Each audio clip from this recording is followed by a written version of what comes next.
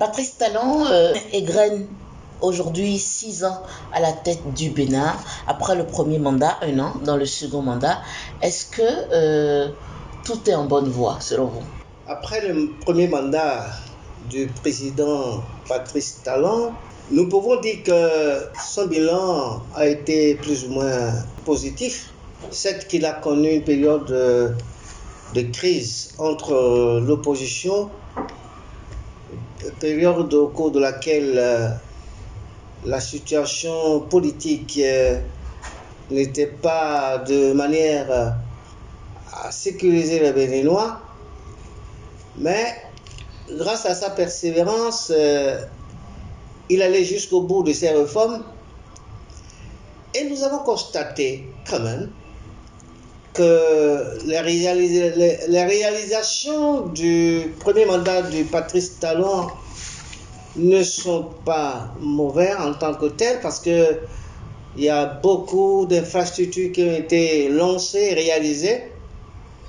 Il y a une visibilité dans la gestion du pouvoir d'État.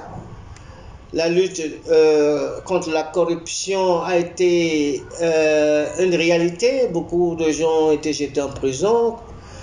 Des gens de la mouvance comme de l'opposition. M. Patrice Talon a tenu bon devant l'impunité que nous avons connue sous Yahi. Je ne dis pas que Yahi n'a pas fait autant, mais le président Patrice Talon a osé. Il a osé et il a gagné. Et ces réformes ont porté leurs fruits, mais le social qu'il a annoncé tarde à prendre corps. Parce qu'aujourd'hui, on parle de la vie chère, la population se plaint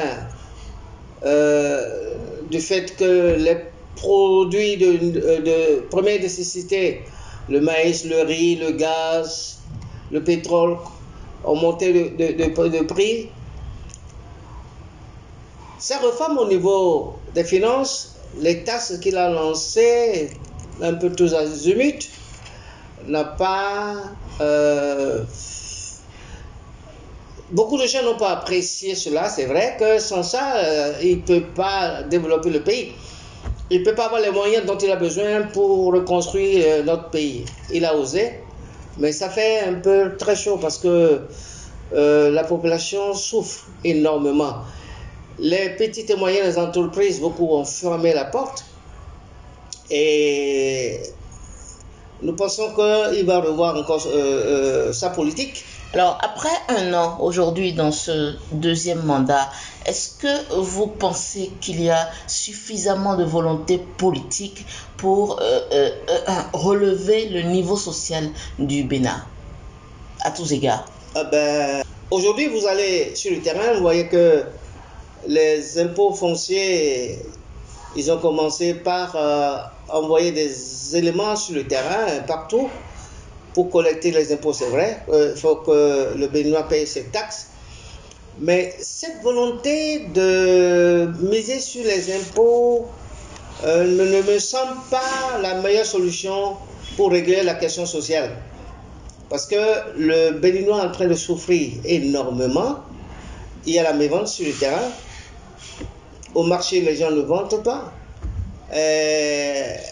Je crois qu'il va revoir sa politique, puisque vous avez vu, suite au cri de la population, le gouvernement a injecté 80 milliards pour amortir un peu la situation sociale. Ça veut dire qu'il a compris que les taxes qu'il a imposées ne règlent pas la situation sociale de notre pays. Et comment? Je pense que lui seul a la clé pour que nous puissions sortir de la situation que nous traversons. Je dirais que la situation sociale, elle est mondiale, un peu partout. La guerre entre Ukraine et la Russie n'a pas facilité les choses, ça a davantage aggravé la situation sociale au Bénin. Quand on nous parle en disant que c'est la Russie qui nous donne le blé, c'est la Russie qui donne tant, c'est la Russie qui nous livre tel produit, et qu'il y a un embargo sur les produits de la Russie, pas l'Europe, vous voyez, la situation que l'Afrique tout entière est en train de traverser, ce n'est pas évident. Donc, le chef de l'État doit revoir un peu sa politique sur le plan social. Bon, pasteur, alors pour faciliter ma transition, est-ce que vous pensez que finalement la méthode Patrice Talon paye moins socialement que la méthode Yahya Boni? Quand vous allez sur le terrain, tout le monde regrette le départ de Yahya du pouvoir. Yahya devait repartir puisqu'il a fini son deuxième mandat. Les gens ont beaucoup apprécié les actes que le président Yahya Boni a posés au cours de ces 2 derniers mandats. Le président Yahya Boni était plus proche de la population. Et il a beaucoup injecté dans l'économie béninoise. Il a coopéré avec les commerçants. La situation sociale sous Yahya était moins gravissime que ce que nous traversons aujourd'hui. Tout se dit. Mais le contexte n'est pas pareil. Hein? Quel contexte? Ne me parlez pas de la guerre de l'Ukraine et de la Russie. Vous savez, qui est plutôt très récente, mais il y a eu la pandémie au coronavirus, il y a la cherté de la vie, la crise mondiale aujourd'hui, on va dire. Vous savez qu'au temps de Yahya, il y a eu la dévaluation du franc CFA. C'était une très grande crise qui a secoué le Bénin. Mais Yahya Boni s'en est sorti bravement. Nous allons passer maintenant à la deuxième question qui porte sur les législatives de 2023. Déjà aujourd'hui, quelles sont vos attentes? Le souvenir qu'on a des dernières législatives au Bénin reste encore très vivace dans les esprits. Et à l'orée de nouvelles législatives, que ressentez-vous? Les souvenirs des dernières élections législatives pour le peuple béninois, pour moi, c'était un souvenir très amer. Et je ne voudrais pas que les prochaines élections législatives, qu'on puisse vivre les mêmes événements qu'on a connus. L'exclusion des partis de l'opposition aux élections législatives, ce que ça a entraîné, ça a entraîné des violences, ça a entraîné la mort, ça a entraîné une Assemblée nationale monocolore et notre pays, sur le plan démocratique, a reculé. Et vous le savez, le Bénin a une mauvaise note en matière de démocratie à cause de ces événements de 2019. Nous ne voulons plus revivre ces moments très difficiles et amers. Nous voulons que ces élections soient ouvertes, soient crédibles. Je suis très heureux que le gouvernement actuel a délivré encore beaucoup de récépissés à des partis politiques de l'opposition. Ils sont plus nombreux aujourd'hui que lors des élections législatives dernières. Lors des élections législatives, il n'y a pas eu de parti politique de l'opposition qui a eu de récépissés. Du coup, ils ont été éliminés. Même le parti PRD de Maître Adrien Oubedi, qui était candidat, il y a eu... Ce n'est pas la flopée de récépissés qui garantit la présence à l'Assemblée. Oui, mais je vous garantis, je vous dis aujourd'hui, vous avez vu ce qui s'est passé en France actuellement aux élections présidentielles. Si les élections sont libres et transparentes et crédibles, vous allez voir une nouvelle force politique sortie de l'ombre, parce que avec tout ce que nous avons vécu depuis le premier mandat et le deuxième mandat du président Patrice Talon, les Béninois veulent qu'il y ait une nouvelle génération d'hommes politiques à l'Assemblée. C'est clair, les Béninois veulent qu'il y ait un véritable changement au sein de l'Assemblée. Les Béninois veulent qu'il y ait une opposition constructive. Je ne veux pas parler d'opposition destructive. Je ne suis pas pour l'option d'une opposition destructive. Une opposition constructive. Quand même, qu'il y ait un débat contradictoire à l'Assemblée. Ce que nous assistons aujourd'hui, on vote des lois comme à la poste, on envoie une lettre à la poste. Ce n'est pas démocratique. Nous voulons qu'il y ait des partis politiques de l'opposition qui vont participer aux prochaines élections et nous voudrions également que le code électoral soit révisé. Ah oui, mais quand on impose les 10% pour que vous puissiez vous asseoir à la table, pour qu'on puisse vous attribuer des sièges, c'est de l'exclusion pure et nette. Nous avons eu à dénoncer cela. Je pense que si nous voulons être plus démocratiques, ouvrons le jeu politique. Laissons les partis politiques aller aux élections, enlevons ce verrou de 10%, et vous allez voir ce que va se passer. Ah ben ça va changer. Les partis politiques, vous voyez, les démocrates ou les partis, le PRD va sortir, de l'ombre. Si on enlève, vous voyez, aux élections municipales, le PRD avait conquis certaines mairies, mais à cause du principe des 10%, il a perdu. Est-ce que vous ne continuez pas à fantasmer sur les hégémonies d'anciens partis politiques? Est-ce que vous pensez qu'aujourd'hui, le PRD reste suffisamment fort pour se faire représenter valablement à l'Assemblée nationale? Et pourquoi pas? Le PRD, c'est un parti politique, c'est vrai.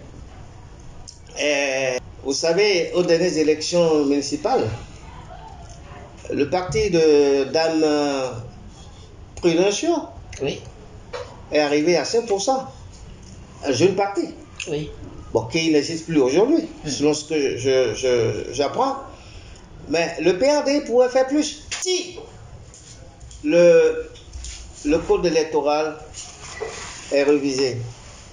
Parce que tant que le code électoral n'est pas révisé, pourquoi ils ont donné les subsides à ces partis? Parce qu'on est dans un système de réforme des partis politiques. Et on veut de grands regroupements.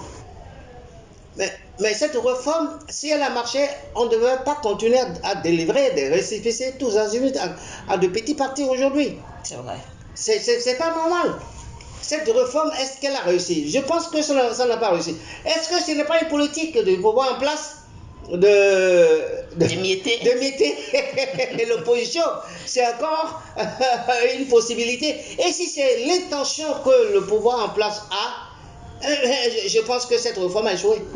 Tant qu'on n'enlève pas le verrou de 10%, on risque encore une fois d'avoir une assemblée monocolore. C'est clair. Mais cette fois-ci sur